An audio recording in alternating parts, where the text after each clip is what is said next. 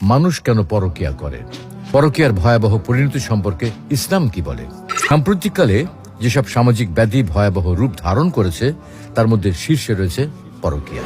প্রতিদিনের খবরের কাগজের একটা অংশ থাকে পরকীয়ার খবর, আর এই পরকীয়ার নিষ্ঠুর বলি হচ্ছে স্বামী বা স্ত্রী, পিতামাতা ও সন্তান সহ পরিবারের অন্যান্য সদস্যরা। বিশেষ করে শিশু সন্তানরা এর বলি হয়ে মারাত্মক ক্ষতির সম্মুখীন হচ্ছে, এমনকি খুনের শিকার পর্যন্ত হচ্ছে। ইসলামে পরকীয়ার শাস্তি।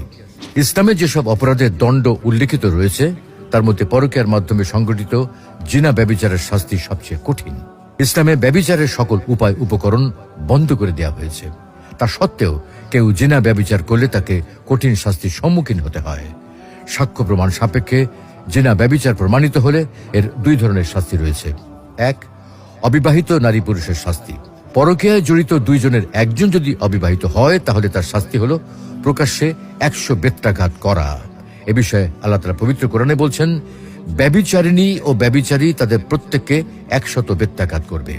পবিত্র কোরআনে আরো উল্লেখ রয়েছে, আর যদি তোমরা আল্লাহ এবং পরকালের প্রতি বিশ্বাস করো তাহলে আল্লাহর বিধান কার্যকরীকরণে তাদের প্রতি দয়া যেন তোমাদেরকে প্রভাবিত না করে, এবং মুমিনদের একটি দল যেন তাদের শাস্তি প্রত্যক্ষ করে। আর দুই হলো বিবাহিত নারী পুরুষের শাস্তি। পরকীয়ায় জড়িতরা যদি বিবাহিত হয় তাহলে তার শাস্তি হলো রজম করা। তবে এখানে বিশেষভাবে জেনে রাখা প্রয়োজন যে জিনা ব্যভিচারের এই শাস্তি বাস্তবায়ন করার দায়িত্ব কেবলমাত্র দেশের সরকারের।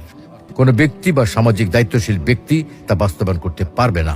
আল্লাহ রাব্বুল আলামিন আমাদের সকল স্বামী স্ত্রীকে ভালোবাসা, মায়া, মমতা, বিশ্বস্ততা এবং দায়িত্বশীলতার মাধ্যমে সুন্দর সুস্থ সম্পর্ক বজায় রাখার তৌফিক দান করুন এবং পরকীয়া থেকে মুক্ত থেকে পূত পবিত্র জীবন যাপন করার তৌফিক দান করুন। আমিন।